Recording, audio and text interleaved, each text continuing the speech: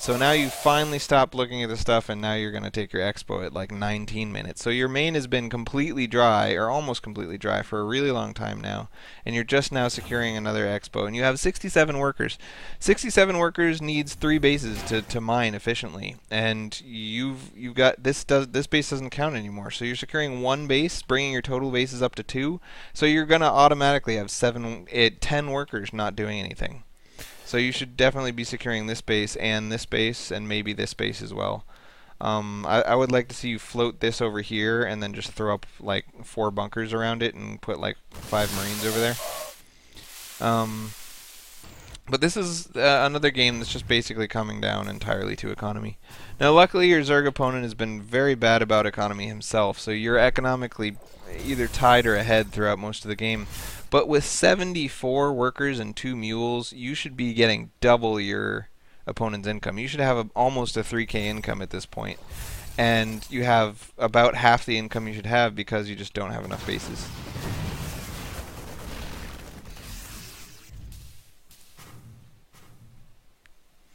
So then he's going to bust this down. Your income's all the way down to, look, 82 workers, 700 income. You get more income than that off 1 base. So you're sub 1 base incoming at this point, even with 86 workers. So that's crazy. Either don't make that many workers or make enough bases to support them, because a bunch of idle workers is not helping anybody. That's a huge chunk of change you spent on those workers that just didn't do anything. So again, in the name of this replay is mutas are giving me a hard time. And mutas were not at all giving you a hard time in this game. It was not at all the mutas that were the problem. It was the banelings. Again, you saw a bunch of banelings coming, and you wisely jumped into medevacs and ran away, but with this many mutas floating overhead, jumping into the medevacs is basically like committing suicide. What you want to happen is you had a huge chunk of time. See, you're moving across the field. Alright, right now, it's 25:47. Start spreading your troops out, knowing that he's going to come try to kill them, right? So right-click on this hatchery, your troops will automatically form a big arc here. Grab any troops that aren't part of the arc and spread them out in little polka dots all around here, or carpet bomb them somewhere. So that when his units get there, like, look how much time you have before his troops are going to get there. It's just ages and ages to prepare. And all this time to prepare, and then he finally shows up, and your troops are all in a big blob. Like, come on. You had ages to get these guys into the right position, and you just didn't. So there's really no excuse for that. Look at how many Marines per splash these banelings are getting.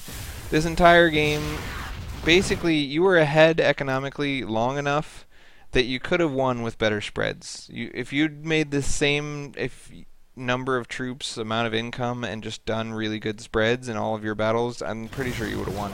But on top of that, your economy was very, very lackluster. You had so many workers that just weren't doing anything throughout the entire game. And you didn't produce workers very fast. So even though eventually you had way too many workers, when it really counts in the early game, when you want to have 44 workers at this point, you were short, really, really short on workers. So a lot of that is just practice. I mean, knowing what to do is one thing, but then doing it enough times so that when you have 0 seconds to think about it, you choose the right thing is another. So I'm telling you right now what the right things to do in these various situations was, but you're not going to actually, internalize that to your brain until you've done it enough times. So try to force yourself to never have unspread Marines anywhere ever on the entire map.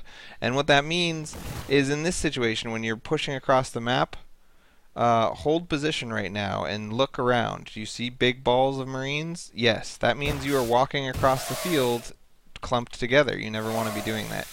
So what you would want to do instead is, first of all, just not push out at this time because you don't have medevacs, and without medevacs, Marines just suck. So get some medevacs and then push out with 2 or 3 Marines just to make sure the coast is clear. Try to walk to his base. If the Marines make it, then that means the rest of your army can follow without any risk of being surrounded and killed by a bunch of banelings. But when you are walking across the field, put almost all of your army inside of medevacs. Spread the medevacs out in kind of a line, like this, and just have them tag along behind these Marines. So these Marines are walking out like this, and then you've got a ton of troops inside of medevacs. And then at the first sign of trouble, tell your Marines to stim and hold position and just fight, and he's going to come splash on top of those Marines, right? Well, you've got all these troops inside of medevacs behind them. Right-click back away from your Marines and do a carpet bomb. Just right-click and say D, unload, unload, unload, unload, unload, and then you're going to have this big kind of spread out area of Marines that is no longer susceptible at all to splashes. So use a small number of troops on the ground to engage his attention so that he comes and tries to surround them, and then that'll buy you enough time to do a carpet bomb spread behind your attack. I think I've said everything I want to say. I wish I could say it concisely enough so that I could, sum up in 10 seconds, so you could write down those things I said in 10 seconds and just, not have to watch the whole stupid thing. But I'm not good at that, so sorry, I'm long-winded. I guess when you watch these videos, have a pen and paper ready.